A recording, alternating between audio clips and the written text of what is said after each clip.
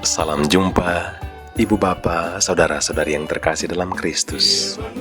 Sesaat lagi kita akan mendengarkan renungan harian dari Romo David Lemewu MGR. Mari kita siapkan hati dan selamat mendengarkan. Firman-Mu Tuhan, berita bagi kakiku, sabda yang hidup, terang bagi jalanku.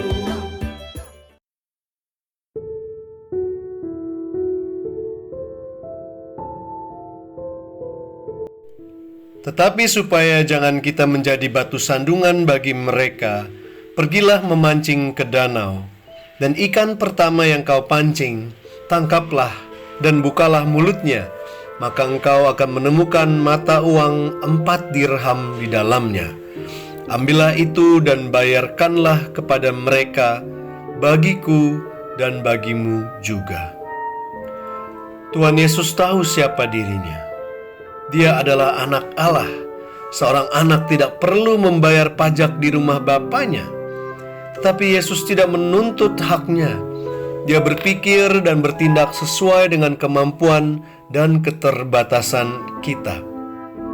Kadang kita memiliki iman berpikir hanya dari cara berpikir kita dan tidak dari cara berpikir orang yang berhadapan dengan kita.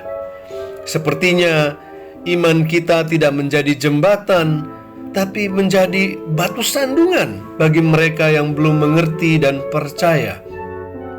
Mereka tidak tahu siapa kita yang adalah anak-anak angkat Allah yang sudah dibaptis.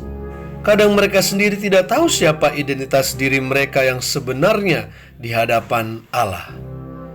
Hari ini Tuhan Yesus menunjukkan kepada kita seperti apa pola pikirnya. Hari ini dia mengajarkan pada Petrus dan pada kita semua bagaimana seharusnya kita berpikir yang benar dalam menghadapi dunia. Hari ini Tuhan Yesus mengajak kita untuk berbicara dan bertindak sesuai dengan bahasa yang bisa dimengerti orang lain, terutama bagi mereka yang belum mengerti tentang iman kita. Hari ini Tuhan Yesus meninggalkan statusnya yang anak Allah. Dia turun dan menjadi sama seperti layaknya orang asing di rumahnya. Pernahkah Anda turun sampai seperti itu di rumah Anda sendiri? Di biara, kami belajar untuk menanggalkan segala status yang menempel pada diri kami. Apalagi jika kami adalah seorang pastor. Kami belajar hanya memanggil nama saja dan tidak dengan embel-embel titel kami. Kami berusaha menganggap bahwa semua adalah sederajat, semua adalah saudara, tidak lebih, tidak kurang. Buat yang dari Australia ini tidak terlalu sulit, tetapi buat yang dari Asia tidak mudah untuk memanggil pastor hanya dengan nama saja. Bahkan bapak pendiri kongregasi hanya dipanggil dengan namanya. Sampai sekarang masih banyak yang tidak sanggup dan kami tidak memaksakannya. Kami juga berusaha berbagi dalam tugas-tugas seperti memasak dan mencuci.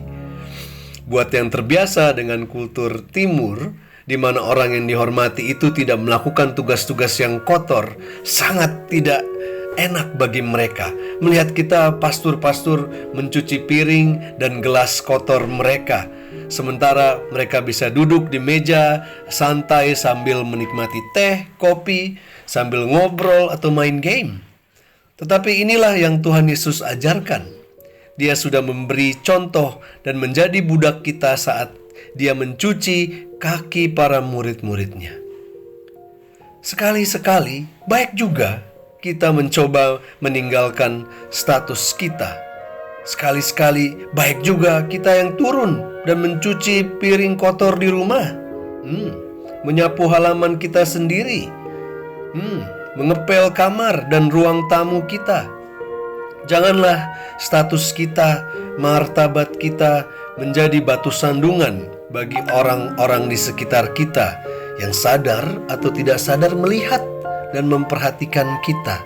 Apakah kita sungguh-sungguh menjadi murid Kristus yang mengikuti jalannya?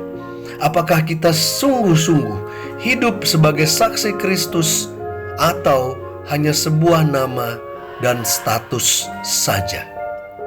Marilah kita berdoa. Ya Tuhan Yesus, terima kasih akan contoh yang Engkau berikan kepada kami. Terima kasih karena Engkau sudah turun sampai serendah-rendahnya. Walaupun Engkau adalah putra tunggal Sang Bapa, biarlah kami juga berani menanggalkan segala status dan martabat kami, sehingga kami tidak menjadi batu sandungan bagi orang lain, tetapi menjadi saksi-saksi-Mu yang sejati, yang mau berkorban dan melayani sesama kami, terutama bagi mereka yang belum mengenal Engkau. Dalam nama-Mu yang kudus kami berdoa. Amin.